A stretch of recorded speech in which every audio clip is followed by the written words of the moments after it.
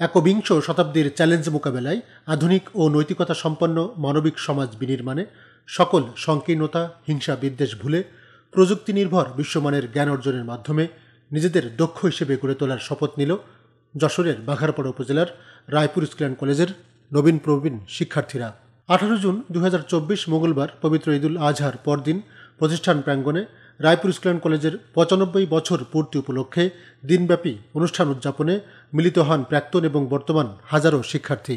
জাতীয় পতাকা উত্তোলন এবং বেলুন উড়িয়ে অনুষ্ঠান উদ্বোধন করেন প্রতিষ্ঠানের প্রাক্তন ছাত্র উদযাপন কমিটির আহ্বায়ক, খুলনা মেডিকেল কলেজের সহযোগী অধ্যাপক ডাক্তার মোহাম্মদ আমিনুর রহমান। এ সময় উপস্থিত ছিলেন মাস্টার রওশন আলী, রায়পুর ইউনিয়ন পরিষদের চেয়ারম্যান মঞ্জুর রশিদ স্বপন, ডাক্তার ইনামুল কবির, ব্যাংকার ডক্টর মেজবাউদ্দিন সহ অন্যান্যরা। 1996 সালের এসএসসি ব্যাচের শিক্ষার্থীরা সবাই একই রঙের পাঞ্জাবি গায়ে ব্যানার হাতে অনুষ্ঠানে অংশগ্রহণ করে ভিন্ন আমেজ তৈরি করেন। তারা ব্যান্ড দলের সাথে প্রতিষ্ঠান প্রাঙ্গণে র্যালি বের করেন এবং ফটো সেশনে মিলিত হন। 2002 সালের ব্যাচের বন্ধুরা আলাদা র্যালি বের করেন। তারা একে অপরের সাথে আনন্দ আড্ডায় মিলিত হন, নিজেদের সুবিধায় পাশে থাকার শপথ নেন। এছাড়া বিভিন্ন ব্যাচের শিক্ষার্থীরা ফটো সেশনে মিলিত হন। অধ্যক্ষ মোহাম্মদ কামরুজ্জামান প্রতিষ্ঠানের উন্নয়নে সবাইকে ইতিবাচক ভূমিকা রাখার আহ্বান জানান।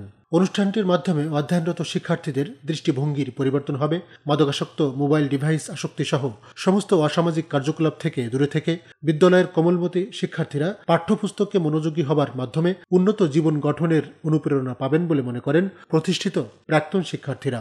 এই প্রোগ্রামের মাধ্যম দিয়ে সমাজের প্রতি, এলাকার প্রতি, মানুষের প্রতি, দেশের প্রতি যে দায়বদ্ধতা, এই দায়বদ্ধতার জায়গাটা সবার ভিতরে তৈরি হবে এবং একদল সৎ, যোগ্য, দক্ষ নাগরিক তৈরি করে এই দেশকে, দেশের পতাকাকে সমুন্নত করার জন্য আজকে আমি মনে করি ছোট বড় সবাই শপথ নেবে এবং যারা ম্যানেজিং কমিটি আছে, শিক্ষকরা আছেন, আমি মনে করি তারা শিক্ষার মান উন্নয়নের মাধ্যম দিয়ে আজকে যে বিশেষ করে অগ্রজরা যারা ডাক্তার, ইঞ্জিনিয়ার, বিশ্ববিদ্যালয়ের শিক্ষক বিভিন্ন ভালো ভালো জায়গায় আছে, তাদেরকে দেখে আমাদের অনুজরাও অনুপ্রাণিত হবে, তারা মুগ্ধ হবে, দেশ গড়ার, জাতি গড়ার, এলাকাকে তৈরি করার জন্য তারা প্রস্তুত করবে নিজেকে। আমাদের সাথে নতুন যে জেনারেশন আছে তাদের যে একটা জাতীয়বোধ এটা গড়ে উঠবে এবং পরবর্তীতে এই স্কুল থেকে যে সমস্ত ছাত্রছাত্রীরা তাদের ভবিষ্যৎ কর্মপন্থাগুলো আরো সুন্দরভাবে এই ইয়াং জেনারেশনের সাথে যারা কর্মরত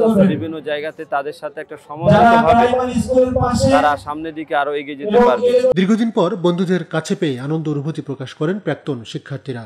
আমরা সবাই ঈদের মিলনের একত্রিত হয়ে আমরা আনন্দিত। লেখাপড়া শিখে বেরোয় বিভিন্ন পদমর্যাদায় উন্নতি আছে, বিভিন্ন ডিস্ট্রিক্টে, বিভিন্ন জেলাতে আছে। তারা আজকে ঈদ পূর্ণমিলন অনুষ্ঠানে ঈদে বাড়ি আসে মোটামুটি আনন্দিত। মিলন মেলার মাধ্যমে ভ্রাতৃত্ববোধ এবং একে অপরের সৌহার্দ্যপূর্ণ সম্পর্ক তৈরি হবার আশা করেন কেউ কেউ।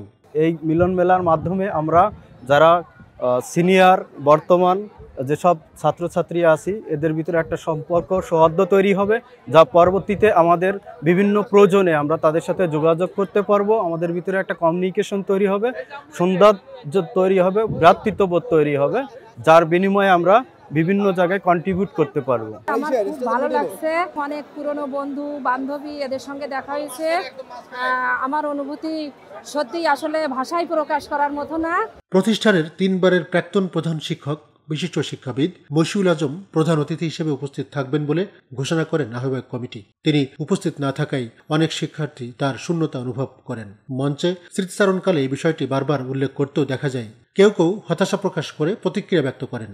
আমি জানতাম যে আজকে প্রোগ্রামটা উদ্বোধন করবে মশিউল আজম স্যার, আমাদের সাবেক হেড স্যার। আসার পরে আধা ঘন্টা আগেই ঘোষণা দিল যে আধা ঘন্টা পরে মশিউল আজম স্যার প্রোগ্রামটা উদ্বোধন করবেন, কিন্তু উদ্বোধনের সময় এসে দেখলাম প্রোগ্রামটা উদ্বোধন করতে আরেকজন। আবেগের এই জায়গায় চরমভাবে আশাহত হয়েছে। পৃথিবী যখন এআই বা আর্টিফিশিয়াল ইন্টেলিজেন্সের যুগে প্রবেশ করে বিশ্ব নেতৃত্ব দেবার দ্বার প্রান্তে, সেই সময় ক্ষুদ্র ব্যক্তি স্বার্থ ত্যাগ করে উন্নত সমৃদ্ধ বাংলাদেশ গঠনে নতুন প্রজন্মের শিক্ষার্থীরা এগিয়ে আসবে, এমনটাই প্রত্যাশা সবার।